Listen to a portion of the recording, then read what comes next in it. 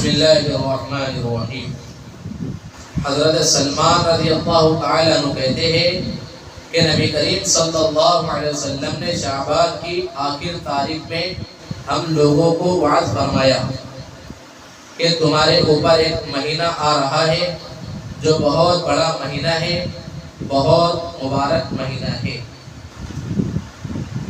اس میں ایک رات ہے شب قدر جو 1000 مہینوں سے بڑھ کر ہے۔ ایک رات ہے شب قدر۔ کون سی قدر ہے؟ شب قدر۔ شب کے معنی ہوتا ہے رات۔ سمجھ میں آ رہا ہے؟ تو ایک رات ہے شب قدر جو 1000 مہینوں سے بڑھ کر ہے۔ کتنی قیمتی ہے وہ ایک رات؟ کتنی قیمتی ہے؟ اتنی قیمتی ہے کہ 1000 مہینوں سے بڑھ کر ہے۔ 1000 مہینے پتہ ہے کتنے ہوتے ہیں؟ 12 مہینوں کے ایک سال ہوتا۔ 12 مہینوں کا ایک سال ہوتا۔ اب اگر اس کا کیلکولیٹر کیا جائے تو 1000 مہینے کو کتنے ہوں گے؟ آپ حساب لگا لیجیے۔ ٹھیک، اللہ تعالیٰ نے اس کے روزوں کو فرض فرمایا اور اس کے رات کے قیام یعنی تراویح کو ثواب کی چیز بنایا ہے۔ جو شخص اس مہینے میں کسی نیکی کے ساتھ اللہ کا قرب حاصل کرے ایسا ہے جیسا کہ غیر رمضان میں فرض ادا کیا، اور جو شخص اس مہینے میں کسی فرض کو ادا کرے وہ ایسا ہے جیسا کہ غیر رمضان میں 70 فرض ادا کرے۔ یہ مہینہ صبر کا ہے اور صبر کا بدلہ جنت ہے۔ بڑا دل خوش ہوتا ہے کہ میں تو کہتا ہوں کہ ہر انسان کے اندر کوٹ کوٹ کر صبر آ جانا چاہیے۔ واقعہ تک صبر کے اندر اتنا مزہ ہے۔ ہمارے حضرت اقدس مولانا طارق جمیل صاحب اکثر اخلاق کی بات کرتے ہیں، اخلاق صبر کی بات بھی کرتے ہیں۔ ماشاء اللہ بہت اچھی بات ہے صبر۔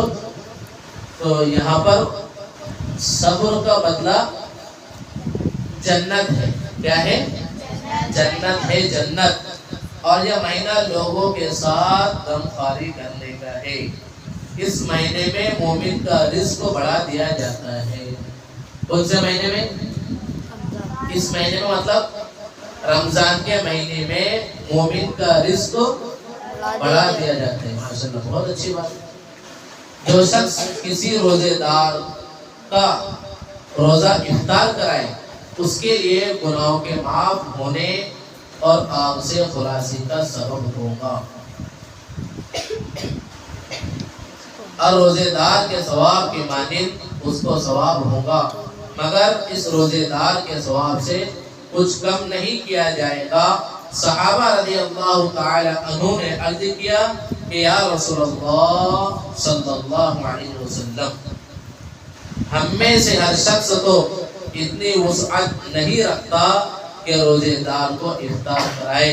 تو آپ صلی اللہ علیہ وسلم نے فرمایا کہ پیٹ بھر کھلانے پر موقوف نہیں، یہ ثواب تو اللہ جل شانہ ایک کھجور سے کوئی افطار کرا دے یا ایک گھونٹ پانی پلاوے یا ایک گھونٹ لسی پلاوے اس پر بھی مرحمت فرما دیتے ہیں۔ یہ ایسا مہینہ ہے کہ اس کا اول حصہ اللہ کی رحمت ہے۔ اول حصہ اللہ کی رحمت ہے، مطلب پہلے روزے سے لے کر 10ویں روزے تک رحمت کا حصہ ہے۔ کون سا حصہ ہے؟ رحمت کا حصہ ہے۔ اور درمیانی حصہ مغفرت ہے۔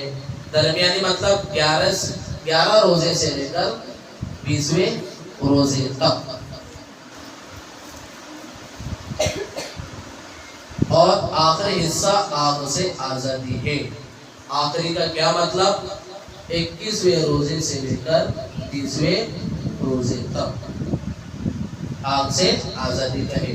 جو شخص اس مہینے میں ہلکا کر دے اپنے غلام و خادم کے بوجھ کو، حق تعالی شانہ اس کی مغفرت فرما دیتے ہیں اور آگ سے آزادی فرما دیتے ہیں۔